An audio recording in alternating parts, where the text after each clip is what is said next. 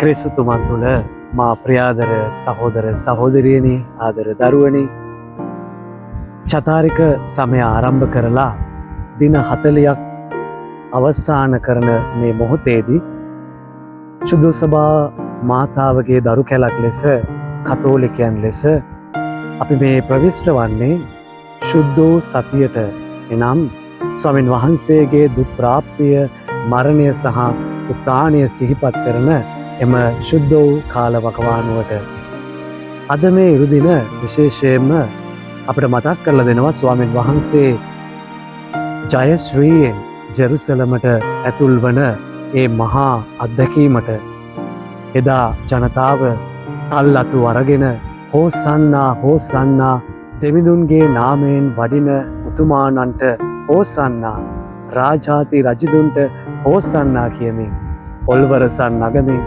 ජයഘോഷා කරමින් කොටලුවා පිට වඩින ස්වාමින් වහන්සේට තමුන්ගේ ඒ ආචාරය පිළිගැනීම ඔප්පු කරමින් කෑගසන අන්දම අපි සුද්ධ සුවිශේෂයේ අද මේ ඉරුදින අපි සිහිපත් කරනවා. ඔබ මම දන්නවා ස්වාමින් වහන්සේ තමුන්ගේ ප්‍රසිද්ධ ජීවිතය ආරම්භ කරලා ජීවිත කාලය පුරාවටම උන්වහන්සේ දේශනා කරමින් විවිධ වූ ප්‍රාතිහාරයන් කරමින් උන්වහන්සේ හැම මොහොතකම දෙවියන් වහන්සේගේ කැමැත්ත ඉටු කරන්නට ජීවිත කාලයම කැප කරනු ලැබුවා.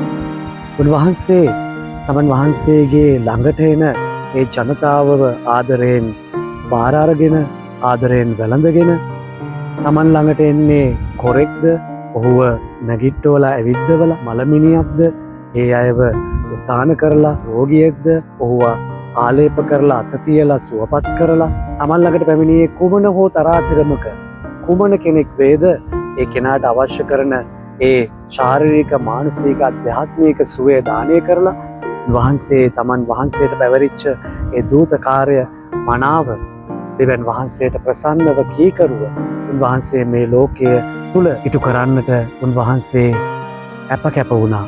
ඒ හැම දෙයකටම කලින් උන්වහන්සේ ඉරුදාවටත් කලින් උන්වහන්සේ අවදි වෙලා දෙවියන් වහන්සේ සමග තමන් වහන්සේගේ සම්බන්ධතාවය ඇති කරගන්නට යාඥාව තුළ උන්වහන්සේගෙන් ශක්තිය එල්ලුවා.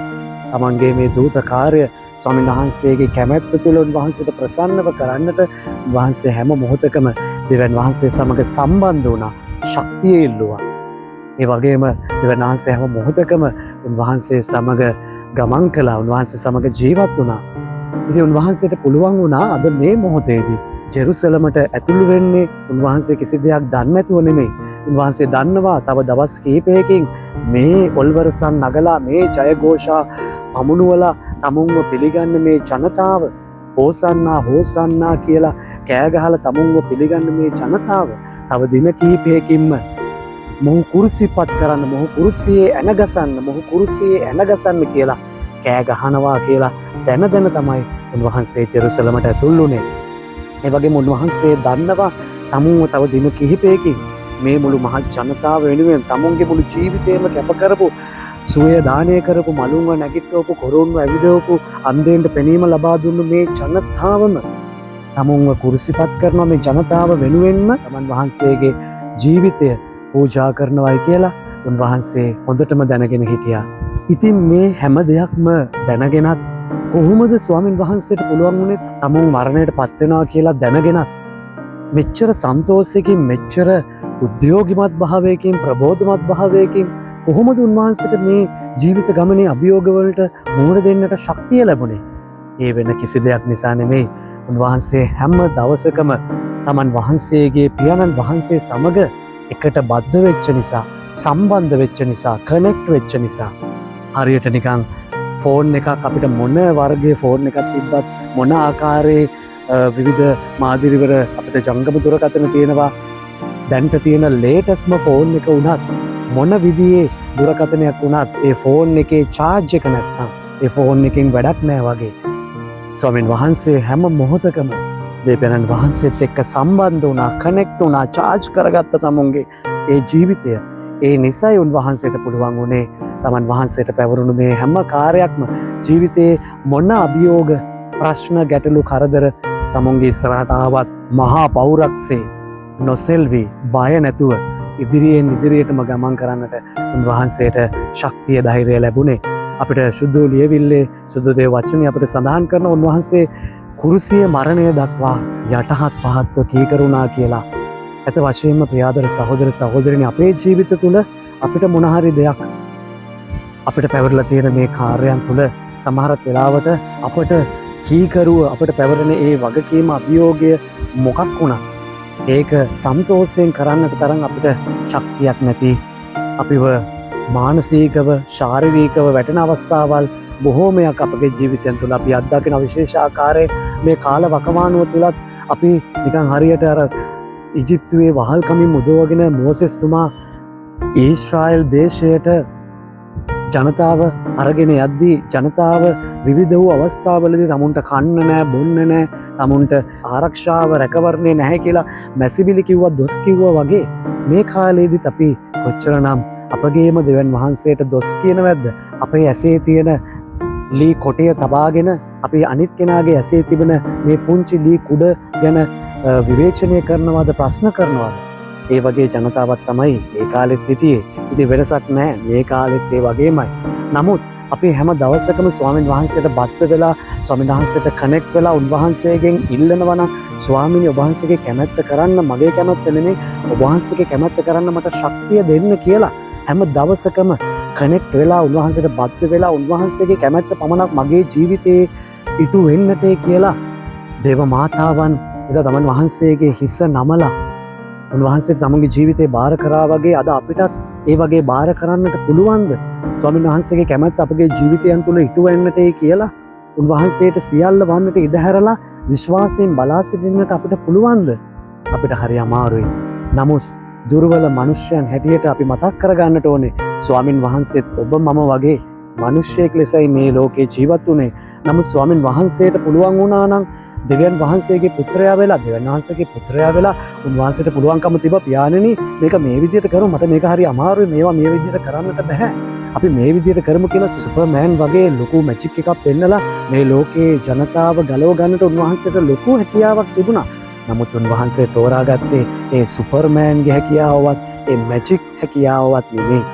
දුක් විඳීමේ මාර්ගය ගැලවීමේ මාර්ගයට උන්වහන්සේ තෝරාගත්තේ කුරුසියේ මාර්ගය දුක් විඳීමෙන් මරණය. මේ මරණය දුක් විඳීම තුල මරණයෙන් උත්ථානය තමයි උන්වහන්සේ තෝරාගත්තේ. අපි හැමෝම කැමති ස්වර්ගයට යන්න. නමුත් අපි කිසි කෙනෙක් කැමති නෑ මැරෙන්න. නමුත් ස්වාමීන් වහන්සේ කිව්වා තාබෝර කන්දේ අත්දැකීම නෙමෙයි අපි ඉන්න ඕන. අපි යන්නට අවශ්‍ය අපි යන්නට නියමිත තැනක් තියෙනවා. ඒ තමයි කල්වාරි කන්දේ අත්දැකීම.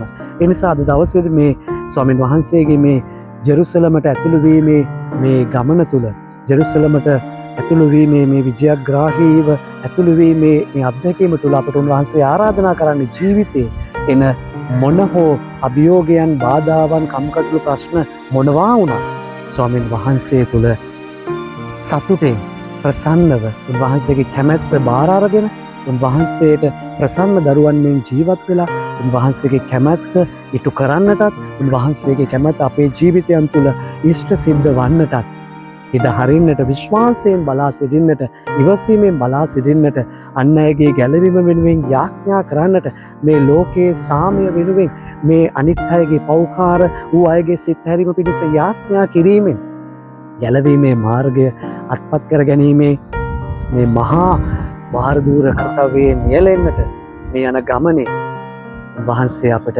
ආරාධනා කරනවා ආලෝකයේ දරුවන් මෙන් පොළවේ ලවණක් ආලෝකයක් වන්නට විශ්වාසයේ දරුවන් මෙන් ජීවත් වන්නට අනිත් අයට ආලෝකයක් මඟ පෙන්වීමක් වන්නට අපට අද දවසේදී ආරාධනා කරනවා මේ ඉරුදින සුදු සතියට ඇතුළත් වෙන මේ ඉරුදින මේ සුදු සතිය ශුද්ධවන්තව ගත කරන්නට අපි උත්සාහ කරමු ඒ වගේම අධිඨාන කරගෙන ස්වාමීන් වහන්සේගේ ශක්තිය බලය ඉල්ලමු මේක තවත් පාස්කුවක් කර නොගෙන සැබෑ එතරවීමක් තුළ සැබෑ උත්ථානයක් අත්දකින්නට මේ පාස්කුවේදීවත් අපේ ජීවිතයන් ස්වාමීන් වහන්සේ වෙත හරියාකාරව හැරෙන්නට අපගේ ජීවිතයන් හරවන්නට උන්වහන්සේට ඉඩ දෙන්නට අපේ ජීවිතයන් නතු කරන්නට අවශ්‍ය ශුද්ධාත්ම බලය ශක්තිය ඔබට මට අප හැම කෙනෙක්ටම නිරන්තරයෙන් ලැබෙන්නට කියලා අද දවසේදී විශේෂ ආකාරයෙන් අපි යාඥා කරමු.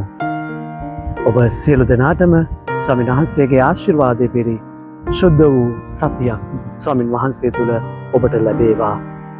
ජේසුස් ක්‍රීස්තුයි